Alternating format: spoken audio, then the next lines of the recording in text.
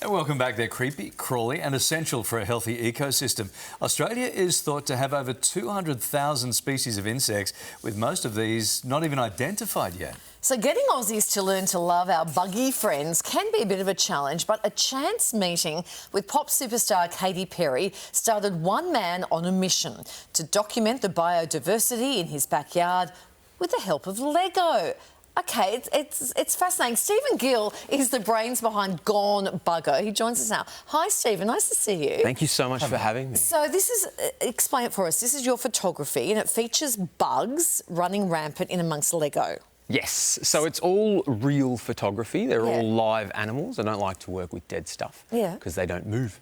So, yeah, I just build Lego sets and put bugs into them and take photos of them. And what sparked the idea? Where's it all come from? Well, I'm a tour guide in Far North Queensland. So I work on the reef, I work in the rainforest, I've been working in tourism for a long time, and I've had an interest in these kinds of ecosystems and these organisms. But I also did a lot of gardening on the side when tourism was slow.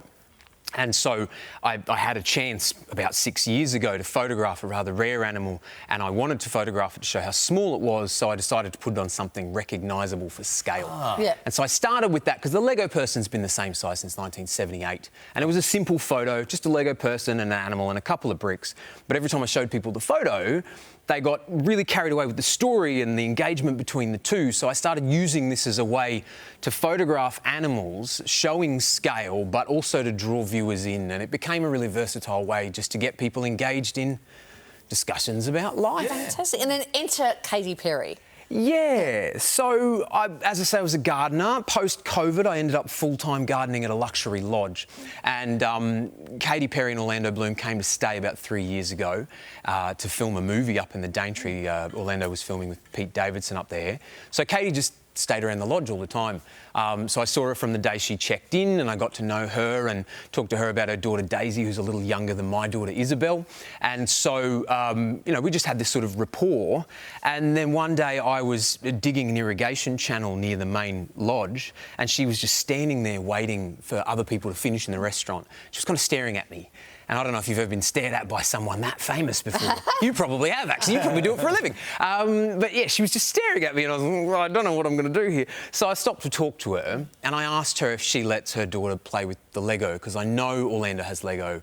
He came out on TV during COVID. He has a big collection. He's been made into a Lego person twice. I mean, why wouldn't you? So, yeah, I was like, do you let Daisy play with the Lego? And she was like, oh, no, she has the Duplo so she doesn't choke. Do you let your daughter play with your Legos? And I was like, well, actually, I do. And she said, so you have Legos. What do you do with them? So I got my phone out and I showed her these photos that I'd been taking for years. And she loved it. She took my phone off me. She said, this is the coolest thing I've ever seen. And she's going through this folder of photos. This is the coolest thing I've ever seen.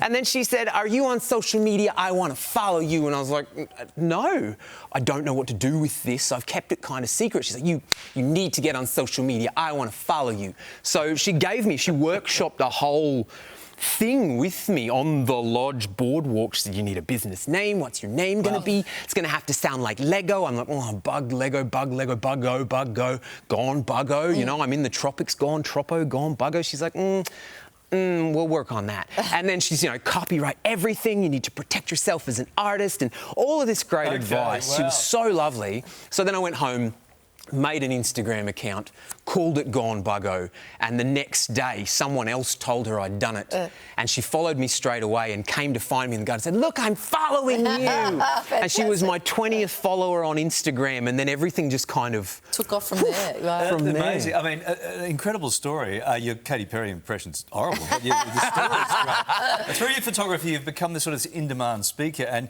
you're doing these live shows as well, Sydney Fringe Festival. What will people expect apart from great Katy Perry impression? Well, I don't try to do the impression too often, sorry. It's just easier than saying it like me.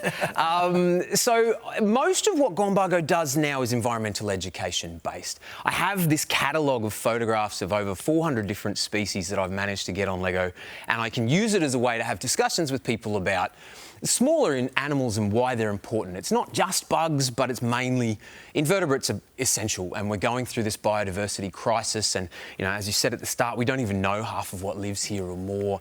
So trying to get people engaged and inspired and interested in these things is really big. Yeah. So the show, it's not a show exactly. What I'd love to do is have just conversations with groups of people. Yeah, right. I have a series of photos and I want to talk through an ecological concept and talk about the importance of creatures. Yeah. But it's just going to be How interesting. a chat. Mate, we're right out of time, but that's only because you're such a good speaker. Yeah.